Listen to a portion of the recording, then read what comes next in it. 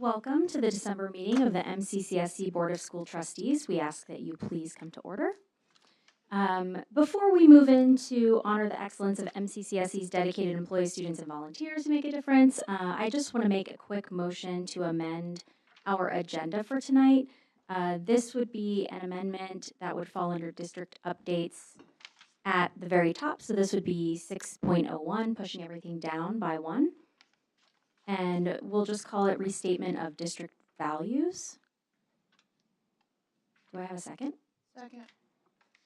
Okay, thanks for that second. And we'll now vote in favor of adding that to the agenda. All those in favor of amending the agenda to add 6.01 restatement of district values, please signify by saying aye. Aye. Any opposed? Any abstentions? The motion carries and the agenda is amended. For now, though, we will move into our time of excellence. Ms. Harmon. Thank you, President Hennessy, Dr. Winston, the Board of Trustees, and community members. It is my pleasure to share this month's Excellence Spotlight. The Spotlight is a feature of every regular Board of School Trustees meeting and is a dedicated time to honor the excellence occurring every day through the dedication of MCCSC employees, students, and volunteers who make a difference in our school community and foster environments that reflect the MCCSC mission, vision, and core values. For December, our student recognition, we're proud to recognize Violet Hall, a senior at Bloomington High School South, for her incredible achievement and inspiring determination. Violet was born without the lower part of her right arm, yet she continues to break barriers in athletics. She recently completed in the World Para Championships in New Delhi, India, where she placed 5th in the 200-meter final, racing against athletes with similar disabilities. Violet's perseverance and success make her an outstanding role model for our community. Congratulations, Violet, on this remarkable accomplishment. I do not believe she was able to make it tonight. I'm also honored to recognize Teresa Tish Hammock, custodian at Lakeview Elementary School, for the December Excellence Spotlight. I can't think of, this is the principal speaking, she can't think of anyone more deserving of this recognition. She goes above and beyond for students and staff every single day, ensuring that Lakeview's building is always in pristine condition. Her dedication and hard work create an environment where learning can thrive. Beyond her commitment to cleanliness and organization, Tish brings a unique talent for decorating that adds a special touch to our school. Her creativity transforms spaces into warm, welcoming environments that truly make Lakeview feel like home. Thank you, Tish, for everything you do. And also, Tish was not able to make it tonight. Thank you very much. Thank you, Ms. Harmon. Dr. Winston, I think you have some people to recognize as well. I do. We have the Superintendent Sustaining Excellence Awards. The first award is the 2025 Congressional App Challenge winner for District 9. Jiping Leo and Jean Hur, students at Bloomington High School South, were winners of the Congressional App Challenge for Indiana District 9 for their app, iFind. Their app acts like LinkedIn for high school internships, connecting local organizations with potential high school interns, as well as allowing students to document their internship accomplishments for peers and internship supervisors. I think we could already use this. Their app will be honored by Representative Aaron Hoken and displayed on the House.gov webpage. Congratulations to Jiping and Jean. I would also like to honor you with the Superintendent Sustaining Excellence Award. So if the two of you could come forward, please. Go ahead. We give them a round of applause.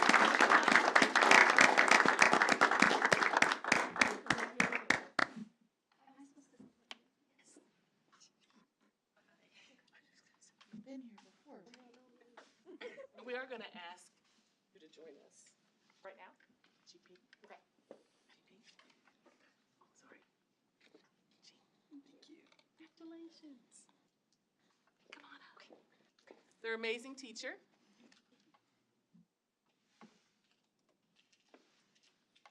The producer of many award winners. It makes it really easy. Our district is full of awesome students and families and teachers to support them. So.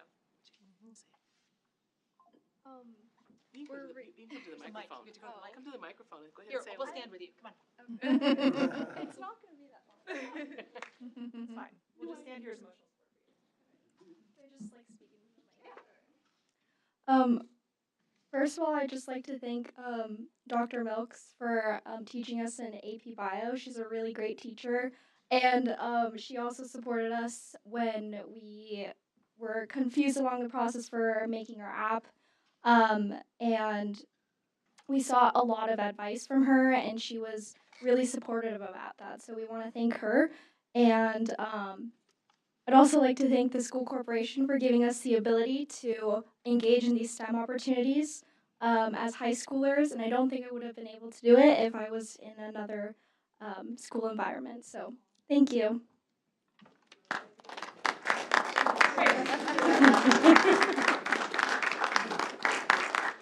Thank you so very much. And Dr. Milks, we so appreciate you as well.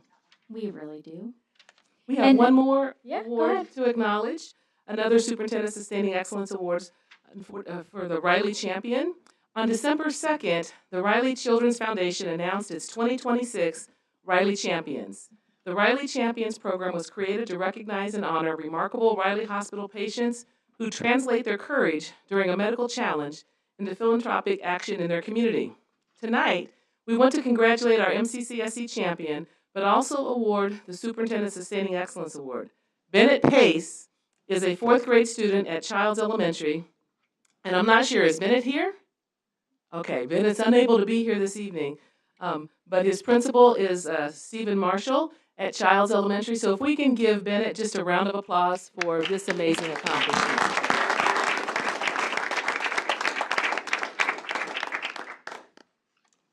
That concludes our Superintendent's Sustaining Excellence Awards. Oh, excellent. Thank you very much.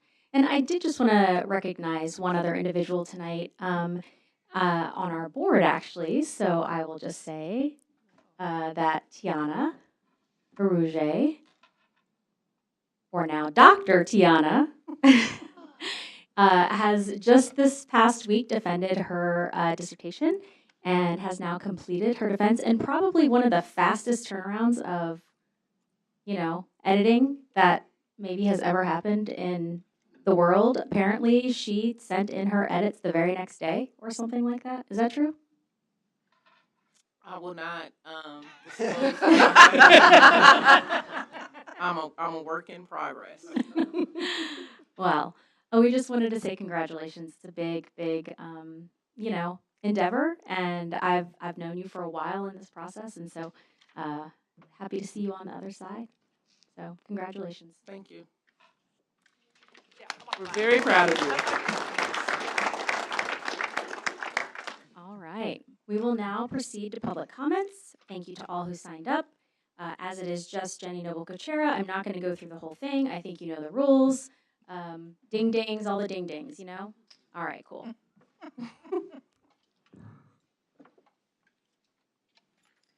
Good evening, President Hennessy, Dr. Winston, MCCSC School Board of Trustees, and Monroe County community members.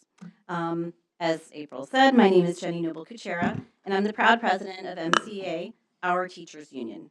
As you're aware, agenda item 5.02 addresses the desire for MCCSC to eliminate the Title I teacher supplemental pay stipend of $2,000 per year. Our teachers are fully cognizant of the myriad shortages in state funding and the financial implications that come as a result of that shortage. We also recognize the language included in this resolution that, and I quote, "The board acknowledges the need for the federal and state agencies to increase funding to more adequately permit supplemental teacher compensation for teachers in Title I priority schools, and authorizes the superintendent and her designees to investigate such possibilities or alternative sources." We have roughly 225 teachers who will no longer receive this supplemental pay. It will be a decrease for them. And so the question that I'm asking here on their behalf is, what are the alternative sources? It seems to us that the legislature with this just has one more notch on their belt of public education dismantlement. So the teacher appreciation grants from the state, they're only going to go to potentially 13% of our teachers. And that's only if the IDOE deems them eligible.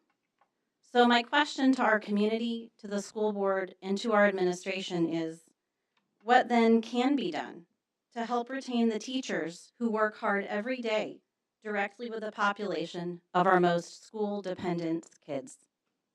Thank you. Thank you very much. As there are no other public comments, we will now proceed to the consent agenda. Now for our consideration is the agenda that includes the following: the minutes from the regular board meeting held on November 18th, 2025, the overnight and out-of-state field trips, the financial report from November 2025, the appropriation balance report from November 2025, the register of claims from December 16th, the payroll register and payroll claims November 2025. Do I have a motion regarding the approval of the consent agenda? So moved. Do I have a second? Second.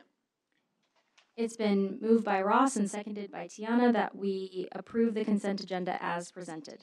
All those in favor of the motion to approve the consent agenda signify by saying aye.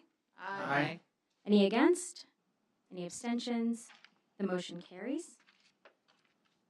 Next for our consideration are the donations. We have received nearly $5,000 in donations. We just want to say thank you to all of our donors. Your generosity is always appreciated. Do I have a motion to accept the donations? So moved. Do I have a second? It's been moved by Ross and seconded by Asia that we accept the donations as presented. All those in favor of the motion to approve the donations, please signify by saying aye. Aye. Any against? Any abstentions? The motion carries. Next, for our consideration is the personnel report. Do I have a motion to approve the personnel report as presented? So moved. Do I have a second? Second. It's been moved by Ross and seconded by Ashley that we approve the personnel report as presented. Dr. Henderson. President Hennessy, Dr. Winston, and members of the Board of School Trustees, at this time, I request that you please approve the recommendations as presented in your board packet in the personnel report. Okay, thank you very much. Do we have any comments from the board on this? Okay, seeing none, all those in favor of the motion to approve the personnel report, please signify by saying aye. Aye. Any against? Any abstentions? The motion carries. Next is the recommendation to adopt the Resolution 2025-26, Supplemental Pay for Teachers in Priority Schools under Title I Guidelines. Do I have a motion to adopt the resolution as presented? So moved. Do I have a second? It's been moved by Ross and seconded by Asia that we accept or that we adopt the resolution as presented. Dr. Henderson.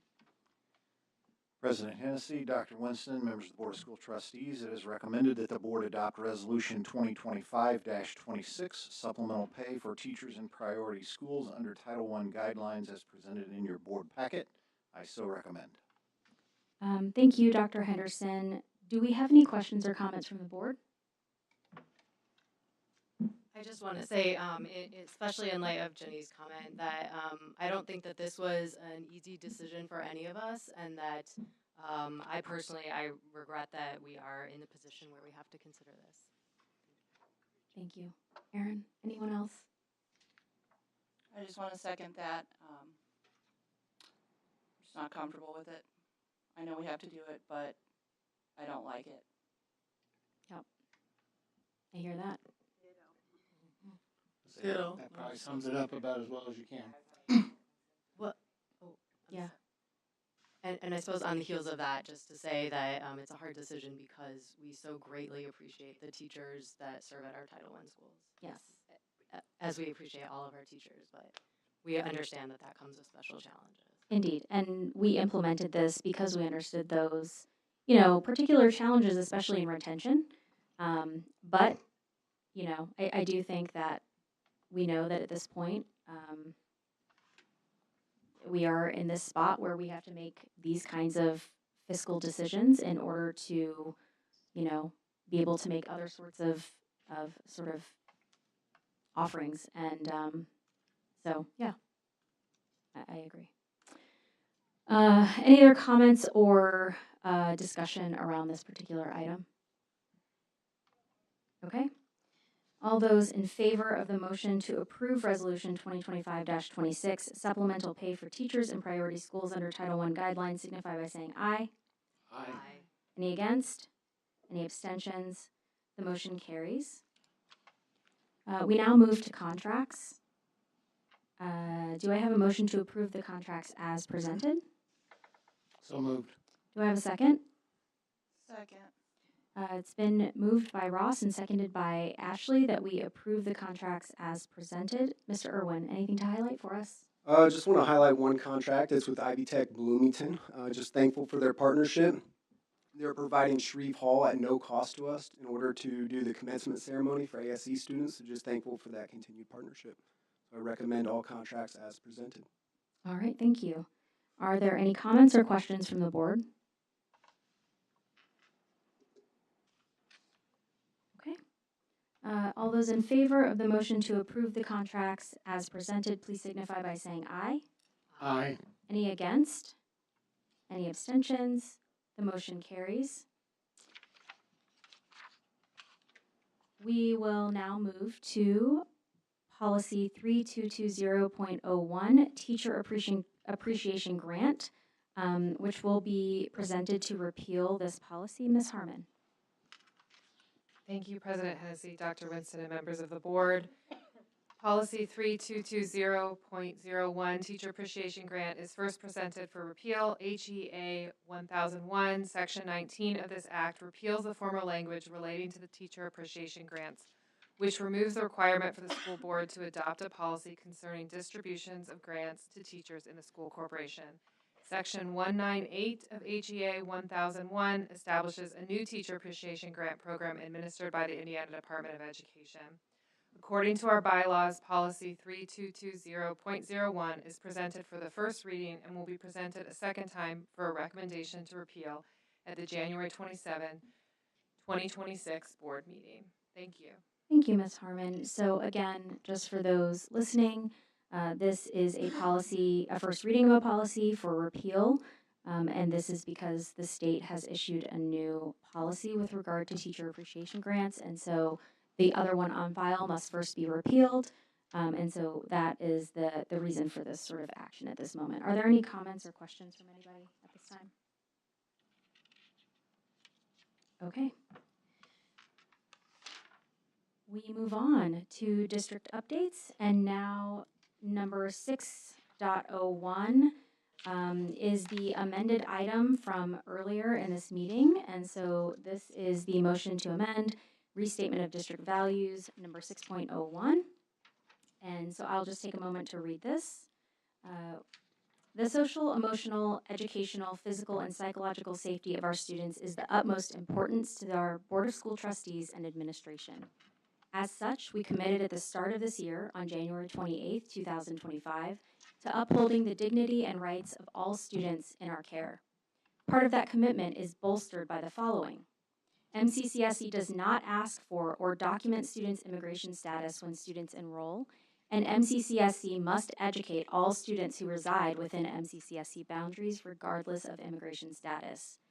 MCCSC complies with all privacy laws, including FERPA, which stands for Family Educational Rights and Privacy Act, which governs the privacy of educational records of our students. MCCSC complies with laws governing limiting access to school facilities and educational records, including by federal, state, or local government agents such as U.S. Immigration and Customs Enforcement or ICE agents. Only agents with appropriate warrants as verified by administrators and guided by MCCSC legal counsel may be permitted access to school buildings or records. But the other part of that commitment on our part is to provide support and care in our buildings in those moments when our community is impacted by events that happen on or off our campuses. This kind of support, in response to global or national crises, local disruption, illness and death of our school community members, or threats to the well-being of our students, is part and parcel of what we endeavor to provide whenever possible as we think about the whole student. The board and the administration always seek to respond with compassion and transparency whenever possible in the timeliest manner. We can only provide the community with the information available to us at any given moment. However, When we have access to the information that would keep our students and community safe, we would provide that information if possible. Now, and as always, MCCSC continues to dedicate itself to being a safe place for students, meaning that the corporation is a place for students to learn, thrive, and seek assistance, information, and support when they need it. That concludes our restatement of our district values as regards to those issues. And so we can close that item unless there's any just comment or question or anything from board members at this moment.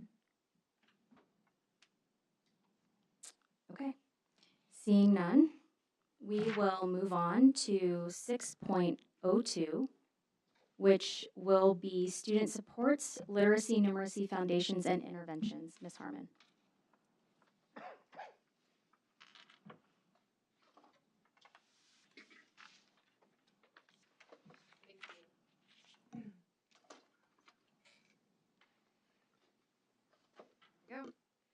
Good evening again, President Hennessy, Dr. Winston, and members of the board. Thank you for the opportunity to share tonight. This evening's presentation focuses on student support, specifically how literacy and numeracy and intervention systems work together to support every learner across MCCSC. What you'll see tonight is not a collection of disconnected initiatives, but a coherent, aligned system designed to meet students where they are and to help them grow. As you listen, I invite you to keep one thing in mind. Every structure, every decision, every data point ultimately comes down to one thing: a student sitting in a classroom, learning, trying, and building confidence. With that in mind, here's tonight's agenda. We're going to begin with what we're calling instruction in action, and it's a brief video just to really highlight what learning looks like in our classrooms. Then we want to speak a little bit about coherence and alignment, which explains how our work fits together across classrooms, buildings, and the corporation. And then we'll move into foundational literacy and numeracy, highlighting instructional practices, professional learning, and results. And then finally examine our database decision-making and interventions, showing how data supports, not drives, the instruction in our classrooms. So with that, I'm going to go ahead and play a brief video for you.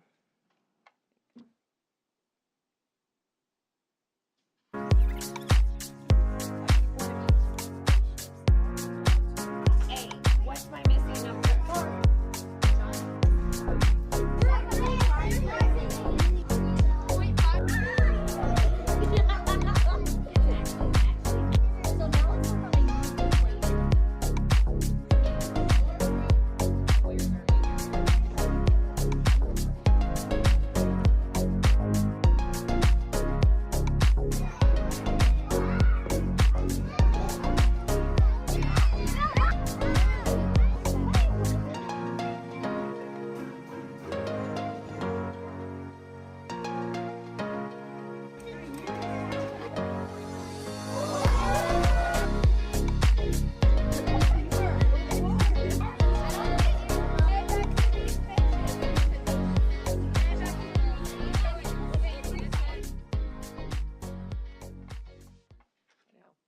You just feel good, right? When you see it, it's just really feels good to just see learners out there with their teachers, engaging hands-on with each other and talking to each other, and really see how math and reading kind of come to life for all of our learners. I particularly just love that ending scene with the teacher calling the students back in. It just, okay, thank you.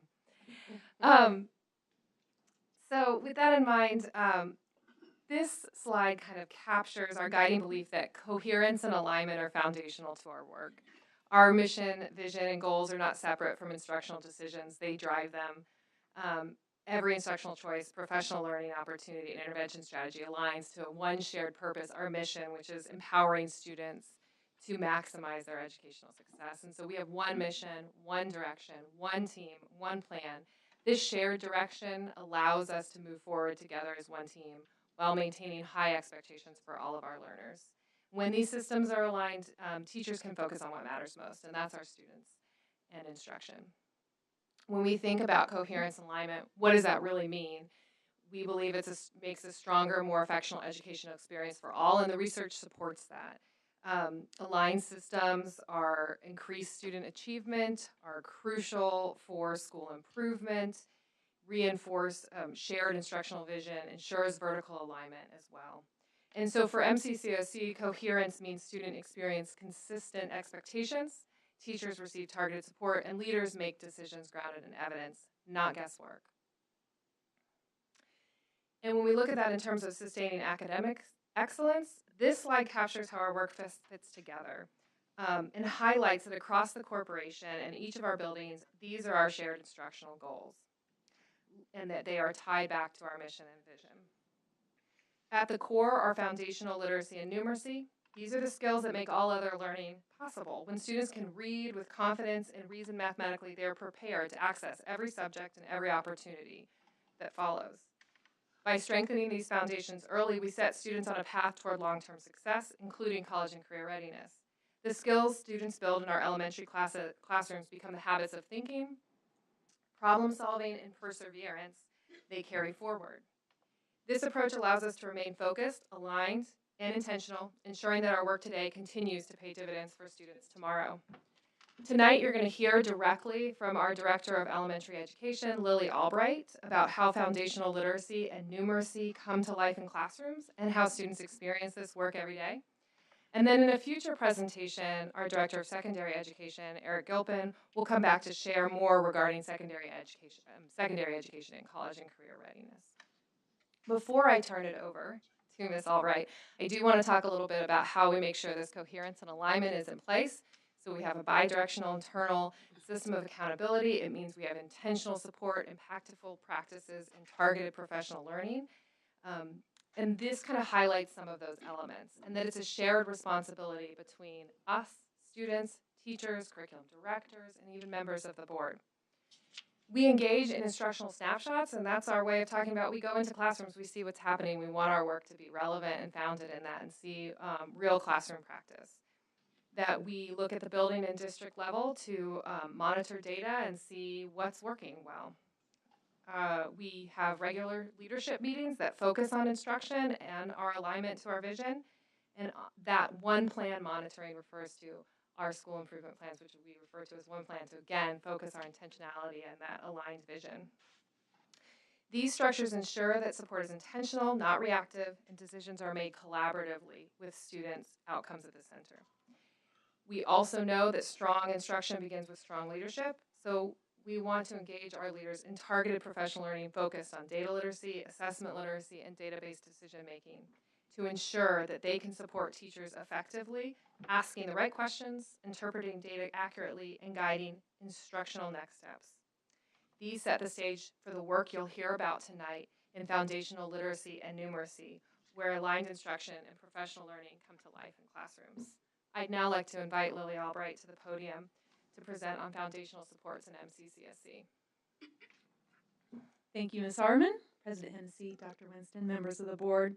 I'm Lily Albright, the proud Director of Elementary Education, and it is genuinely a joy to share this next part of our presentation with you. Foundational literacy and numeracy are where our youngest learners discover what it feels like to crack the code, to play with numbers, and to feel that spark of confidence when something finally clicks. It's important to note and remember that behind each chart, each data point, there's a child learning to believe, I can do this. And our educators are building those moments every day. As I walk through each section, I want you to notice something that was very intentional. You will hear directly from our students, our teachers, and our principals. Educator voices are woven throughout the presentation because they tell the story. Their quotes show not only what we're doing, but how it feels in classrooms. The joy, the momentum, and the pride in learning. I will begin with a student quote related to our work on foundational literacy. One of our elementary students said, "I'm a good reader. My teacher helps me by encouraging me to sound out a word, and then if I still don't know it, she helps me figure it out. She's a good teacher." When students talk about reading in this way, feeling supported, confident, and proud, that tells us our foundational literacy structures are working. In literacy, our focus is on evidence-based practices, systematic and explicit phonics and phonemic awareness instruction, decoding and word recognition, rich, meaningful vocabulary instruction.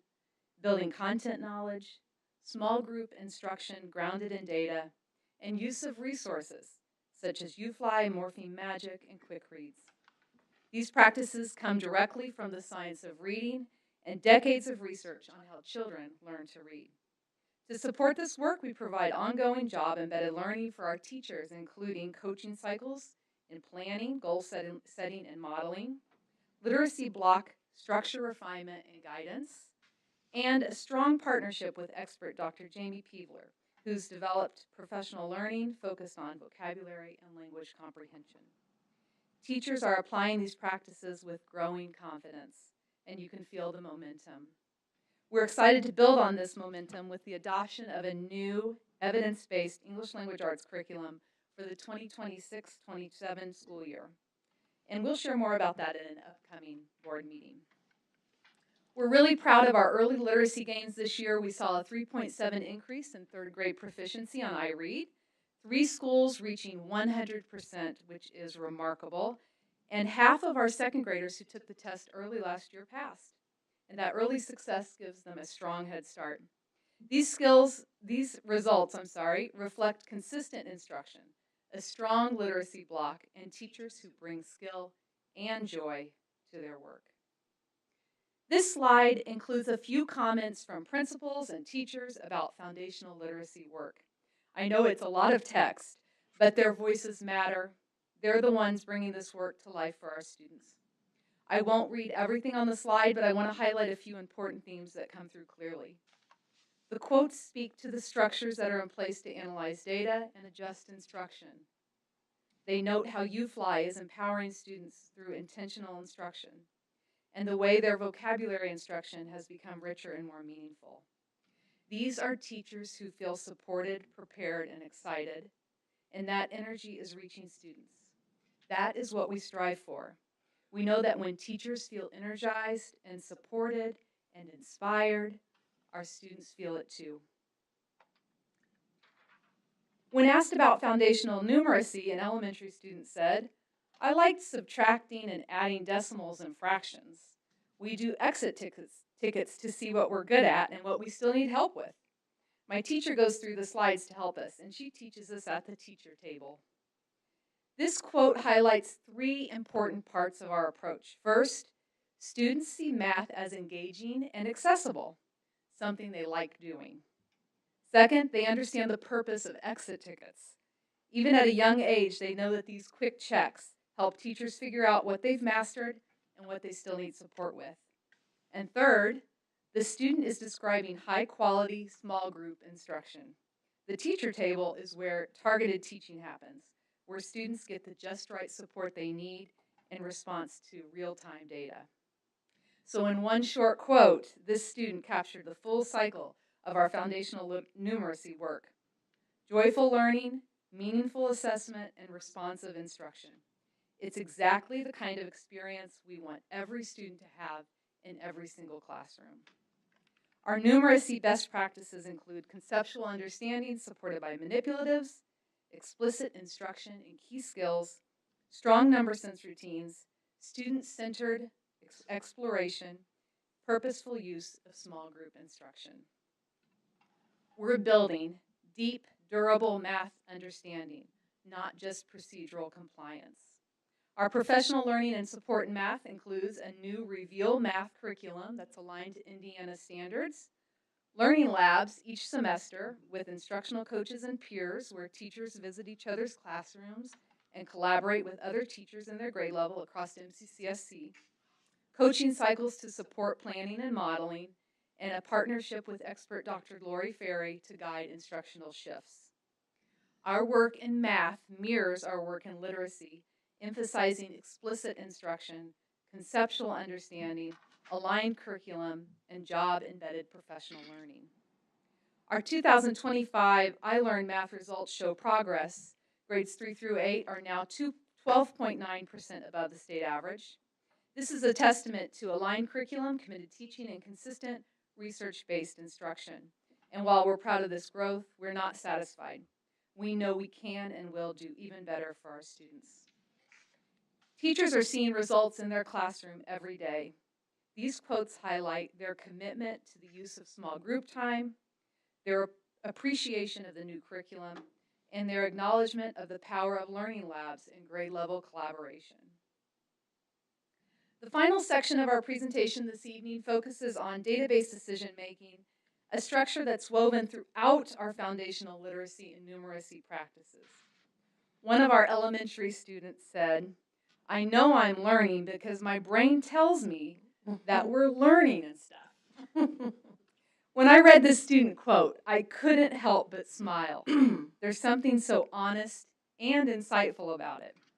For students, learning is often based on how they feel, whether a lesson made sense, whether they had fun, or whether something finally clicked in their mind. And that feeling matters. It tells us learning is happening. But for teachers and for our system, that can't be the whole picture. We need to know exactly what students know and can do. We need to know where they're thriving, where they're struggling, and what specific skills need attention. And that understanding must be rooted in something more than a feeling. It has to be rooted in data. To ensure our decisions are rooted in data and that our interventions are effective, we're collecting data on a regular basis, collaborating to respond to that data, and monitoring student response to our instruction. And to do this, we focus on improving our data literacy, assessment literacy, and knowledge of the monitoring cycle. This system has improved our interventions, making them more intentional and more responsive than ever. The diagram on this slide illustrates how this multi-tiered system of support functions as a proactive and responsive system to support the whole child.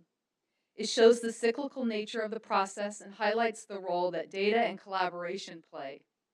This process is used across all our elementary buildings, which gives us a clear common language, a consistent way to identify student needs, and an actionable structure for implementing monitoring and refining supports.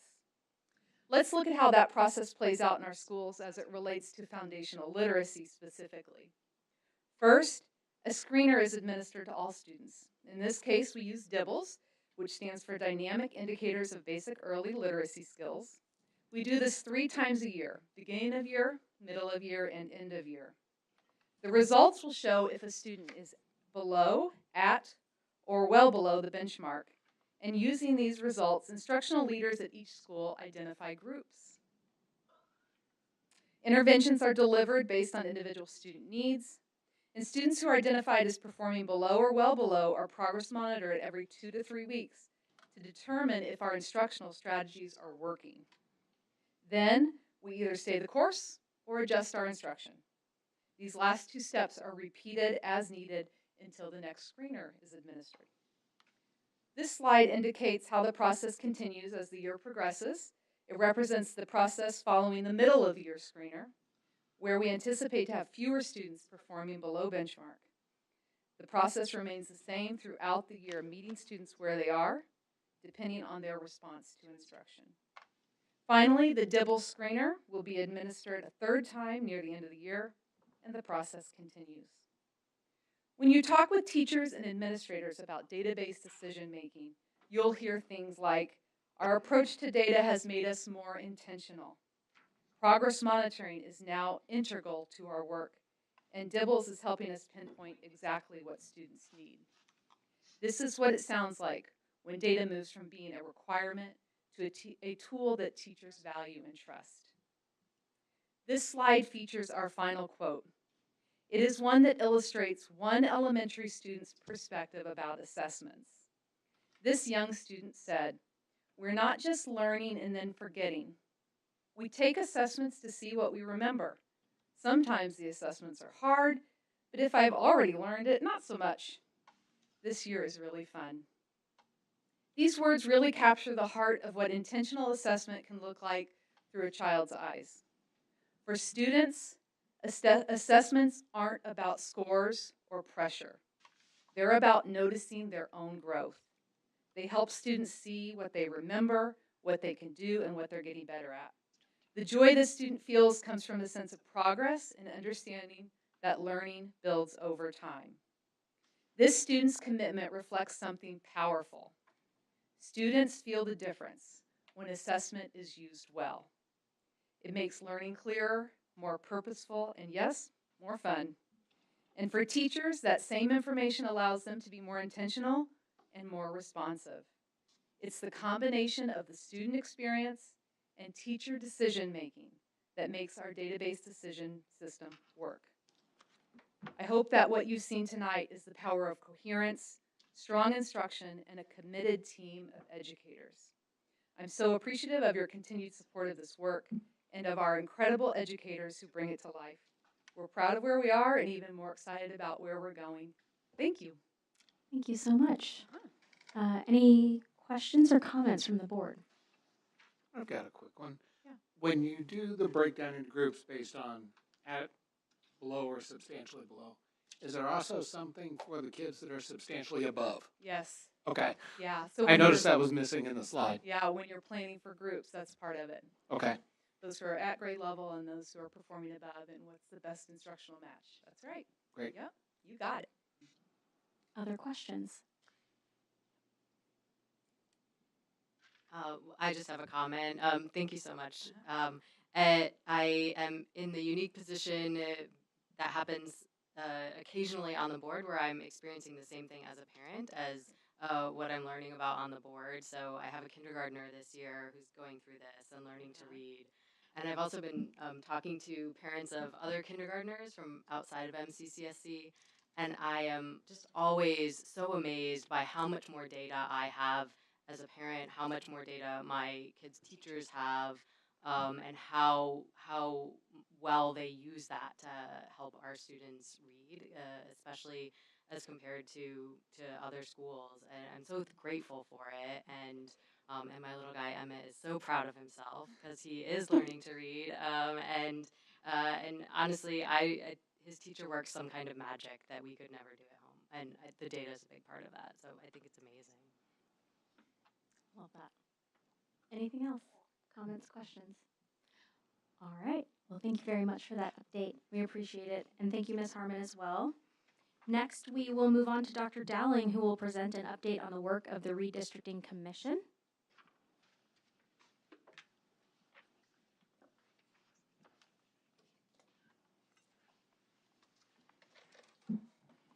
Thank you, President Hennessy, Dr. Winston, and members of the Board of School Trustees. Thank you for this opportunity to provide a redistricting study update. As always, I start with the project charter. I'm not going to go into further detail here because I'll actually be talking a lot about the project charter later when I talk about the Commission's report. Here's our timeline for our redistricting study for the work we've had so far. The board passed a resolution in February 2024 to study redistricting. In November of 2024, our demographer, Preston Smith from Business Information Services, he presented on information about our school corporation, including 14 scenarios for redistricting. In the December 2024 board meeting, the board identified 2 priorities for redistricting. These priorities are to balance socioeconomic status and to review cost effectiveness. In March of 2025, the commission was formed. The commission's work began in April of 2025. We began by looking at our project charter. We've had 9 commission meetings from 2025 to December of 2025. During that work, there was discussion, there was review of research connected to the board priorities and our community considerations, which I'll highlight in a second. We studied 50 different scenarios, including the 14 from our demographer, Preston Smith. Here I'd like to highlight the considerations that helped guide our work. These came directly from public input and from selection from our commission members. These public considerations that were incorporated into our redistricting study include capacity, resource allocation, class sizes, minimizing student reassignment, transportation, and the concept of community schools. For tonight's agenda, I'll be highlighting 3 different topics. First, I want to talk about the last commission meeting in December, where we focused on secondary redistricting scenarios. I'd like to give an important thank you to our commission members as we've had our last commission meeting. That was the one I will highlight from December. And I'd also like to get into a little bit more detail about what the Redistricting Study Commission report will look like. First, looking at our December 3rd commission meeting, we focused on secondary scenarios. We studied 8 middle school scenarios. We studied 8 high school scenarios. These scenarios were taken directly from our elementary scenarios, which we had previously studied in October and November. All these scenarios are being built at the census block level. And most importantly, the insights and findings from commission members on these secondary scenarios will be included in our commission report. At this time, I'd like to give a thank you to our commission members. It's really hard to articulate in words how grateful we are for their work. They attended 9 meetings. They gave up 9 evenings of their life to spend their evening to study redistricting with us and share their insights. As I mentioned earlier, we looked at 50 different redistricting scenarios, and that's really just a sampling of the number we could look at, but it's quite a number. We know that at least 25 hours of work they've given to our commission, and most importantly, they provided critical insights about in our study about redistricting. They've also really been instrumental in helping us identify our top considerations, again, which came directly from public input. During our commission meetings, we've discussed research, engaged in dialogue about redistricting, and as I mentioned, we've looked at a number of scenarios, and we are really grateful for their work and their insights. Now I'm going to spend some time talking about what our commission report will look like, and I'm going to go back to our project charter because that's really helped guide our work. I'm going to read our purpose here because I think it helps define it. Directly from our project charter, our purpose of the project is to study redistricting as a mechanism to balance the socioeconomic status within the school corporation schools while simultaneously considering the cost effectiveness of the current model and any potential changes.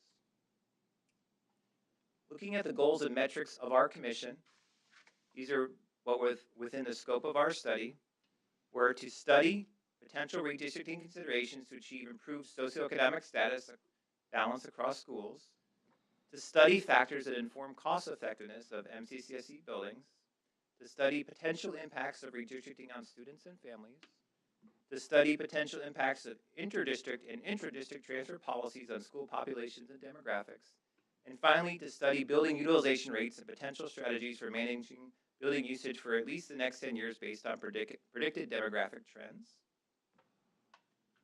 Looking at the expected deliverables of our commission, these are what were defined within the scope of our study. Deliverables include a study and analysis of district-wide maps of catchment zones, including the redistricting scenarios I highlighted earlier, along with the scenarios from our demographer, with a focus on studying maps that balance socioeconomic status across schools within an acceptable variance. Includes a review of factors that impact cost effectiveness of redistricting efforts, and a review of a consolidated district overview of building usage and capacity. Getting into some details about our end product, which will be an informational report for the board's further consideration. The report will include an evaluation of redistricting scenarios and their impacts, factors that inform cost effectiveness, and a corporation-wide analysis of building use and capacity. Getting into a little bit more specifics about the board report, the commission report, which will be for the board's consideration. The first section will be an introduction. It'll really detail the purpose of the commission. The second section will be a review of research, the research that the commission has studied, which are directly tied to the 2 boards' priorities along with the community's 4 considerations. The third section will be our methodology. It'll outline how the scenarios were created, how they were evaluated and studied by our commission members. Our fourth section will be the results. It'll be a review of each commission meeting and how each meeting was built upon the previous meeting, and it'll detail what we studied and reviewed at each of the meetings. And finally, our last section will be our key findings and summary. It won't be recommendations, rather it'll be what insights we have learned throughout the commission process and gained from our commission members as they studied these redistricting scenarios. Talking about next steps, commission leadership has begun writing, summarizing the commission's work. The next step will be to share that draft of that commission report with the school board and the public sometime this spring. And finally, the school board will consider the report and provide further direction to MCCSC. Thank you. At this time, I'd be happy to take any questions. Thank you, Dr. Dowling. Do we have any questions or comments? Thank you for all your work.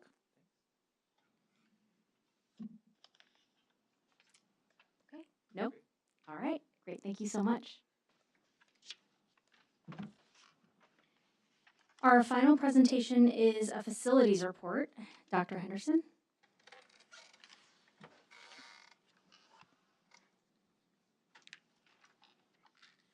President Hennessy, Dr. Winston, and members of the Board of School Trustees, thank you for the opportunity to speak to you this evening about facilities management and many of the unseen heroes that make it possible for us to deliver excellent educational experiences to our students in clean, well-maintained, and safe buildings.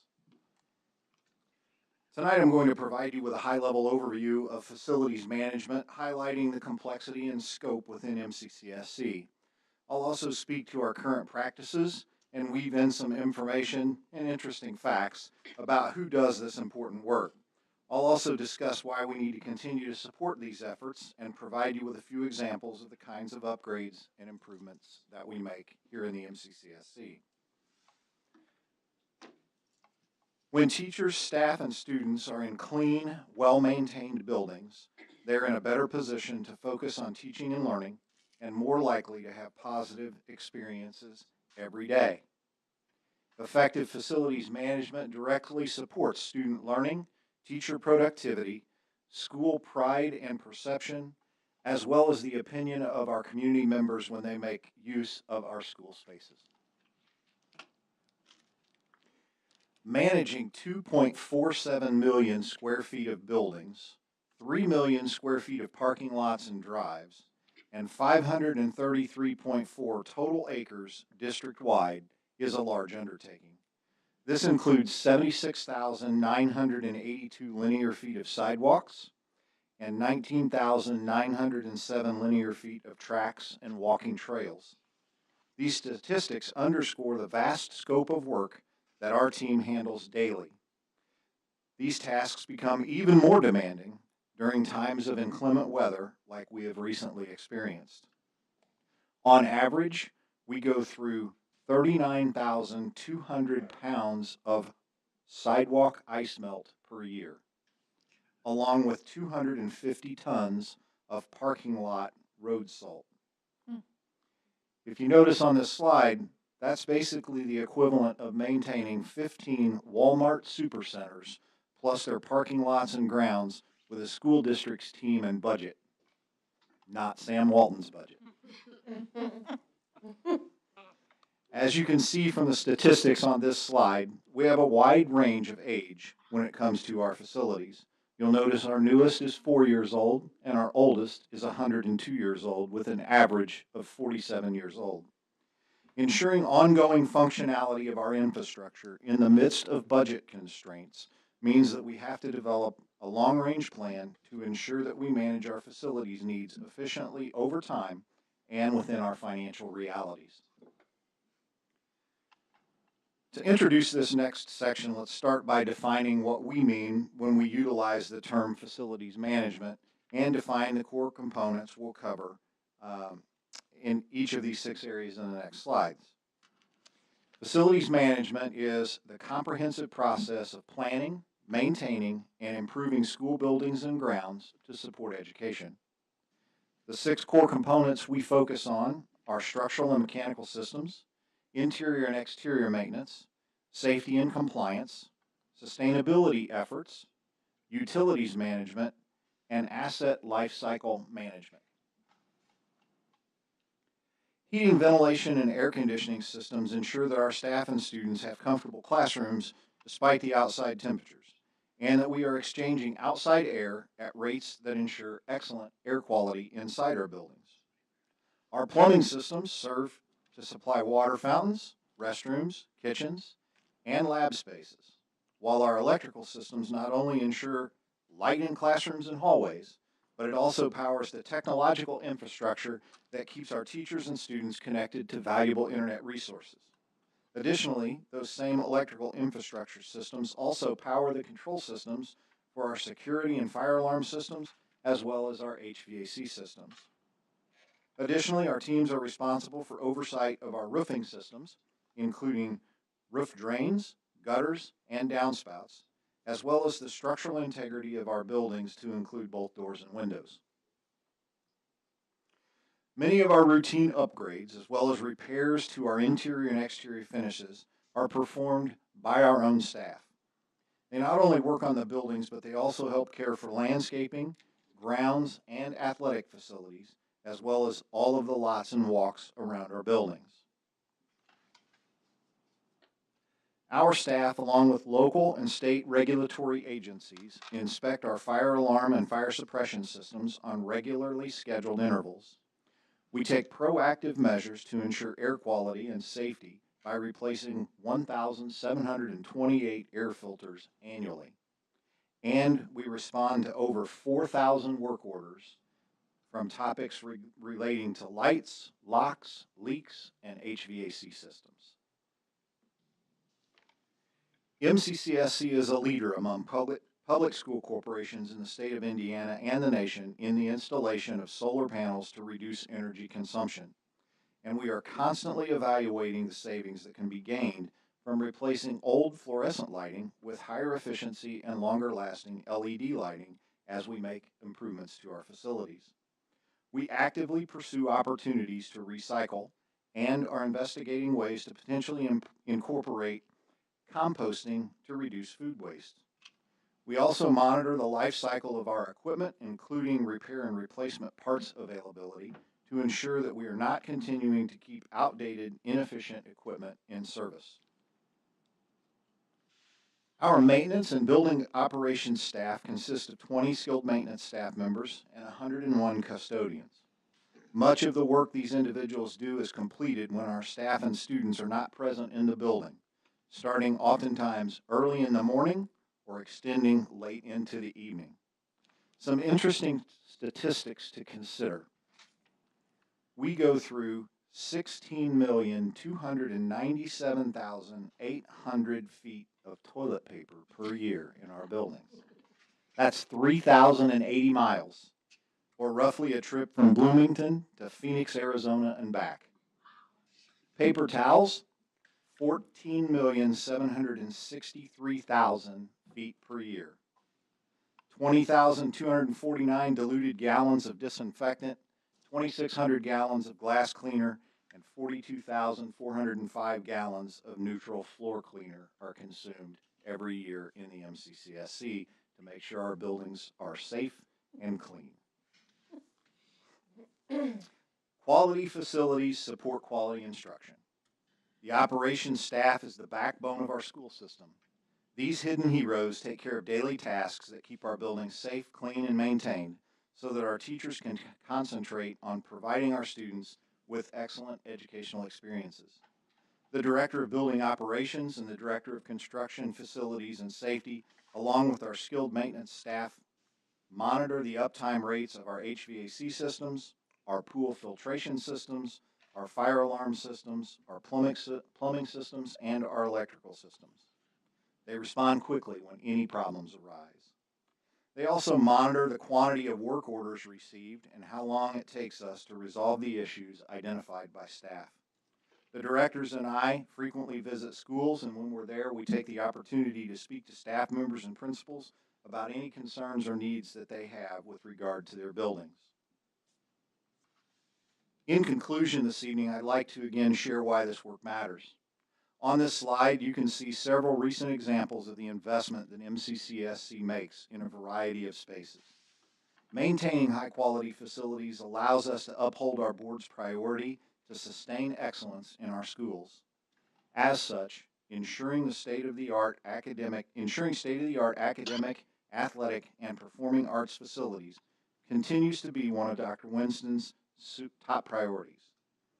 We see every day that our facilities directly support our students by providing high-quality educational spaces where our children can learn and grow.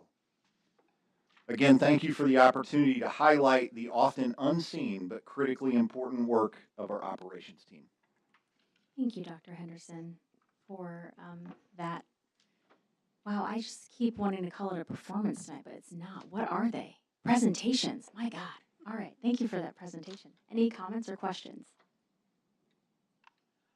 All right. We will move on then to comments and committee reports. Does the board have any comments or reports that you would like to share?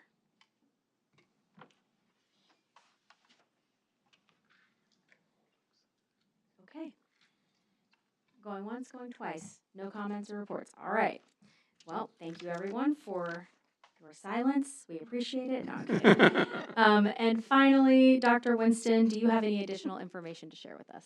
I do not have any silence. Oh. So, I'm kidding. I'm kidding. I'm kidding. dang. No, I'm kidding.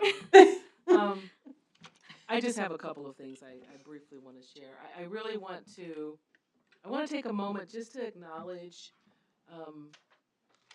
our deep, deep appreciation and recognition of our facilities team.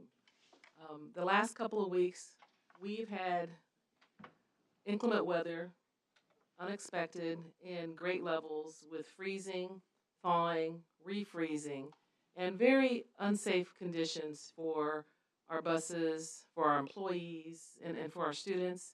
And what many people don't know, and what Dr. Henderson was really alluding to, is the fact that while many of you are sleeping, they are out getting business taken care of.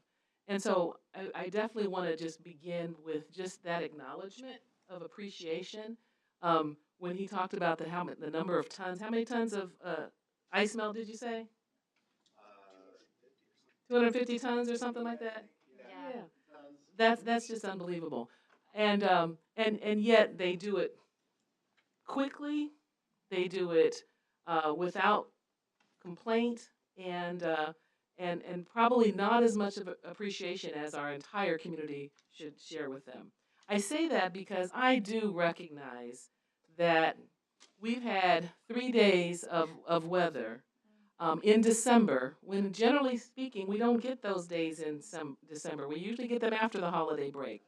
So there's been a lot of unexpected aspects, and there's been a lot of frustration, quite frankly, in our community. There are family members who don't quite understand the decisions that have been made, the factors that go into that decision making, and the painstaking hours and time that it takes to kind of get to that point in time. I can assure you that Dr. Henderson and I and other members of our facilities team are up at 2:30, 3 o'clock every one of these days that we've had to have conversations and discussions around what are we hearing from our meteorologists? What are the roads looking like? Our directors in our facilities and maintenance and construction departments and transportation, they're out driving the roads while you all are sleeping. They're driving the roads in the country. And many times I know that I get lots of inquiries and questions about, I look out my window and I can see the streets. Why are we closed? Why are we having e-learning? And I can look out my window too, and if I use that as the only metric for determining whether or not we have in-person school, we would have in-person school every day of the week, because I happen to live in town. I happen to live within the city limits. But I do think sometimes it's easy to overlook the fact that we have hundreds and thousands of children who don't live within the city limits. And we have country roads that are not paved and that are full of snow and full of ice. It may melt during the day, where it gets up to 31 degrees, 32 degrees, and it melts. But guess what? When that temperature goes back down to single digits, it freezes again. And it would be irresponsible of me as a superintendent and irresponsible of our entire team to put our children in harm's way, because looking out my window, the roads look clear, but I've got staff riding in the country from Lakeview to Unionville, around the lake. We have children there, and we have over 10,000 children that we transport every day. Well, we have over 10,000 children that we educate every day, and most of them are transported. But we also have 2,000 employees, many of whom live in the country, outside of the city limits. And so I share this with you because I want everyone to understand that it's one of the hardest decisions that a superintendent has to ever make. You would think it's the budget. I kind of thought it was the budget too. But it's about the safety and security and well-being of the individuals employed here and that we educate. And so I want to just take a moment to kind of highlight a few aspects of that decision making. I have responded to many emails over the last few days, and I welcome every one of those emails because I do recognize that families have been upended, they have been inconvenienced by the decisions and the choices that our corporation has needed to make, and frustrated. Many of the emails that I received show a sense of frustration, some anger, some confusion. And so I do think it's a great opportunity to highlight those pieces of information that we already have on our website. How we go about making our decisions, the factors that are part of that, that's consistently been posted on our website. But I thought it would be helpful to provide some additional guidance to folks. And so it is not our desire to disrupt your families and the routines. I've already said that we don't take these decisions lightly. The numerous factors that we do take into consideration, it includes what's been forecast and what's actually happening out there. We are also looking at what are the meteorologists telling us. We have a direct line to meteorologists that tell us what's happening now and what's going to happen in 6 hours, what's going to happen in the next 24 hours. And we have to weigh that out and we have to balance that out. We're not just looking at temperature, because some folks were like, well, it's only 1 degree, it's only 2 degrees. Why are kids not in school? Well, the other piece that we have to pay attention to is the wind chill. I don't know if you recognize it, but the wind chill got down to 10 and 11 degrees below zero. I will not have children standing and waiting for a bus in that kind of temperature. And if it means I get 100 more frustrated and angry emails, then I would say bring those on. That would be irresponsible. I don't want my child, you don't want your child standing in those kinds of conditions. But we also have to pay very close attention to what our local law enforcement individuals are sharing with us. We're very much in communication with them, with city and county highway officials. I know yesterday it was our understanding, and what actually did happen is that the country roads were not going to begin being plowed until 7 a.m. Our buses are already out of the lot well before 7 a.m. because we have schools that start at 7:45. And so we've got to give consideration to that. Our transportation staff, they've got to be able to get here, to get to the buses, to then drive them. And we also are in very close communication with our surrounding school districts. In most instances, there's a lot of consistency from one school corporation to the next corporation. And that is not by happenstance. And so I took a few extra minutes to kind of share these things with you because I do think it's important that our entire community understands the factors that go into this decision making.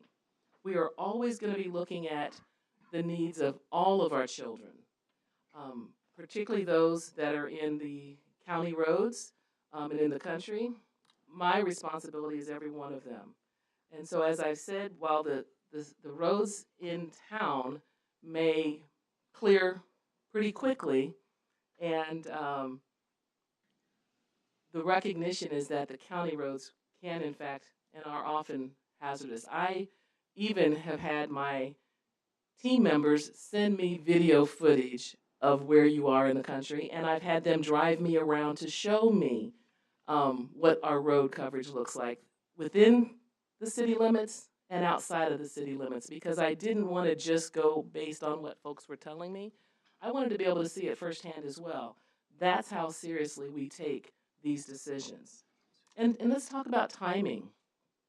It is always our desire to give as much forewarning and notice to our families as we possibly can.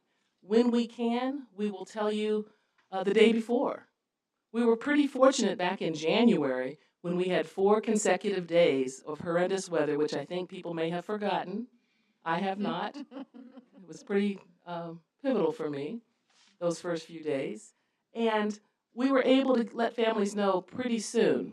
The last few incidents of inclement weather, it wasn't as clear cut, and it was pretty complicated and pretty complex. And so Unfortunately, we weren't able to make the decisions as quickly as we wanted because the storm was moving. The meteorologists were telling us, well, we think you're in this line, but it could vary. And so I want you to know that our desire is to tell you as quickly as possible. I would rather not be up at 3 o'clock in the morning because you don't go back to sleep after that. And then the other piece that I think is oftentimes missed is that there are requirements in the state of Indiana that we must have 180 instructional days. And so there's been a lot of questions about e-learning and why are we doing e-learning? Why are we doing a delay? We will fulfill our requirement and our obligation to meet our instructional days. And e-learning is a tool and is an option that we haven't always had, but we do have that available to us, and we don't take those days lightly either. We much prefer our children in classrooms because we know they're safe, they're going to be well educated, they're going to get the highest quality of instruction with in-person learning. Everybody knows that. And yet we also know that our teachers are so talented, they can in fact provide high quality instruction virtually, but it is not our preference. We only do so when we don't have better options available to keep our children safe. When we do call an e-learning day, families can be confident that their children will continue to receive meaningful instruction. We will recognize that our e-learning days do in fact meet the Indiana Department of Education standards for instructional time. We are not going to compromise on our commitment and our requirement to ensure that our children stay on track academically and that they have access to learning. So while we do know that weather-related delays and closures can be an inconvenience for all of us, and some of us can be sleep deprived as a result of that, we appreciate the patience and the trust that our families have placed in us as we work to keep every student and every staff member safe during these days. And in closing, we recognize that January is not here yet. We have built in some snow days. We've built in 2 snow days and we've not used them last week or this week for very obvious reasons because we know the best or the worst is probably yet to come. So I just wanted to share that information, and before I give my final comment, I wanted to see if any board members have any questions, comments regarding the decision making. I mean, they get updates from me early in the morning too. Now they may not, well, I'm not gonna say what they do or don't do at 3 o'clock in the morning but I usually get feedback from them at an appropriate time regarding their acknowledgement of the recommendation. No, it is fair. And I will say, I mean, it's painful for me to think about you all doing this stuff in the middle of the night. It's, and I've responded to emails as well saying many of the same things, that we have people out there driving, our teams are working hard. These are not decisions that anyone makes lightly or flippantly, and for all sorts of reasons, but like no one also wants to field these emails too, right? I think the decisions are always made with safety in mind, always. And so if the decision's been made, it's because it's been determined to be the most safe sort of call in that moment. So I too just appreciate, all of our facilities and the work that they do, the work that you all have done this past week. I don't have any questions about it. Dr. Henderson, is anything? I think Aaron might have I'm sorry. Oh no, I was just gonna say basically the same thing, that I can tell that a lot of thought and consideration goes into it, and I appreciate that. And I missed April's last call for comments on the facilities update. So I did also just want to say that I can't say enough how much I appreciate all of the work our facilities crew does. And I don't want to make the whole meeting about my kids, but I do just want to say also that there are custodial staff at my kids' school that are such an important part of their day that even again, Emmett is having a hard time at lunch, and the way I get him to go to school is by saying, remember, you get to see this custodial staff at lunch, and he gets really excited about that. So not only are they out there before school starts, but they're also such an integral part of the community throughout the day. I really appreciate them. Absolutely. Dr. Henderson, is there anything you would like to add that I haven't addressed? Well, the only thing that I would like to remind the board and the community of is harking back to the presentation that we had last school year on transportation. And that's a statistic that I didn't really share in the facilities presentation tonight because it's really more transportation related than it was building maintenance related. But to remind the community that our district spans approximately 350 square miles, and our buses travel 8,267 miles every single day, not counting deadhead mileage, right, when they're unladen with students on board, not counting field trips and extracurricular trips during the day. And last year's extracurricular trips amounted to an additional 92,187 miles traveled. So we're not only giving consideration to the school day, but we're also giving consideration to events that are scheduled in the evening, transporting students frequently long distance outside of our district into areas where snow may be worse than what it is here. So there's a lot of factors that go into those decisions, but that's just a little addition to the scope of the work that we do on a daily basis. I am going to need you to convert that number of miles we travel every day to how many times back and forth to Phoenix. I can do that. Okay. No, I actually wanted to say, like, I really appreciate that aspect of your presentation and delivery. I always love knowing, like, the data, but I do like that, like, the toilet paper can go to Phoenix and back. Like, that's going to stay in my mind forever. Like, I'm never going to forget how much toilet paper we use in a year, right? Okay. Anything else, Dr. Winston? On the weather, no. But I just want to reiterate to our families, thank you for your feedback. Thank you for your questions. It allows us to continue to keep you informed as to how we make our decisions. As we wrap up the semester and look toward the close of 2025, my heart is full. I want to extend my deepest gratitude to our incredible staff, our students, and our families for making this semester such a meaningful and successful one. To our parents and guardians, thank you for your unwavering support that you show our teachers, our staff, and our entire school community. Your partnership is truly appreciated, and we are honored to educate the most precious resource that we have in our community, your children. To our students, you are absolutely extraordinary, and we are so excited to be able to celebrate you every time we can. Each of you bring your own strengths, your own talents, and beautiful uniqueness to our schools. You are the reason we grow, the reason why we improve, and the reason why we strive for excellence.